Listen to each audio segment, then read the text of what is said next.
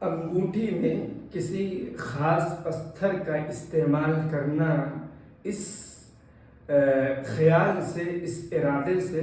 کہ یہ پتھر جانی مالی نفع نقصان میں مؤثر ہے، یہ حرام ہے۔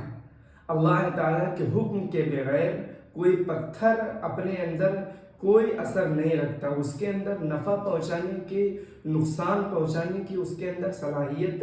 نہیں ہے۔ لہٰذا انگوٹھی میں کوئی پتھر لگانا اس ارادے سے کہ یہ پتھر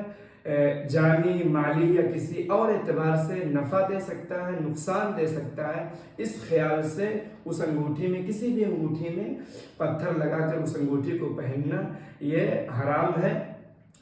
لہٰذا اس کے بغیر اگر آپ انگوٹھی میں پتھر لگا کر کے پہن رہے ہیں تو اس کی شرعاً اجازت ہوگی۔ مردوں کے لیے 4.5 ماشا تک چاندی کی انگوٹھی پہننے کی اجازت ہے۔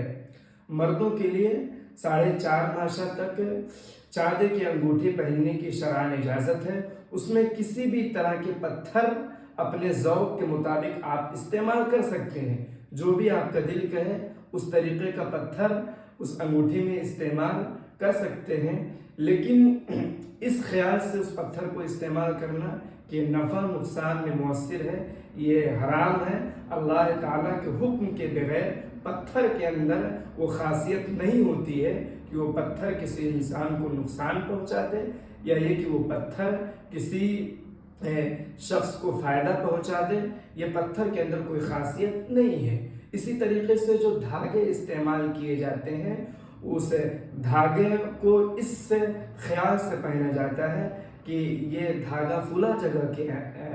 جگہ کا ہے اور اس کے اندر یہ خاصیت ہے کہ یہ فائدہ پہنچانے والا ہے، تو یہ خیال بھی ٹھیک نہیں ہے، درست نہیں ہے، وہ پہننا بھی ٹھیک نہیں ہے بلکہ حرام ہے، اس لیے کہ اس دھاگے کے اندر بھی یہ تاثیر نہیں ہے کہ وہ نفع و نقصان اس کے اندر ہو۔ اللہ تعالیٰ کے حکم کے بغیر نہ تو دھاگے کے اندر کوئی تاثیر ہے اور نہ ہی پتھر کے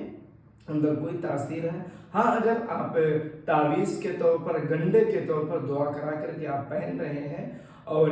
یہ خیال نہیں ہے کہ اس کے اندر کا تاثیر ہے، بلکہ اس ارادے سے پہن رہے ہیں کہ یہ اس میں دعا وغیرہ کروایا گیا ہے، اللہ تعالیٰ اس میں تاثیر رکھیں گے، تو اس ارادے سے، اس خیال سے پہننے کی شریعت نے اجازت دی ہے۔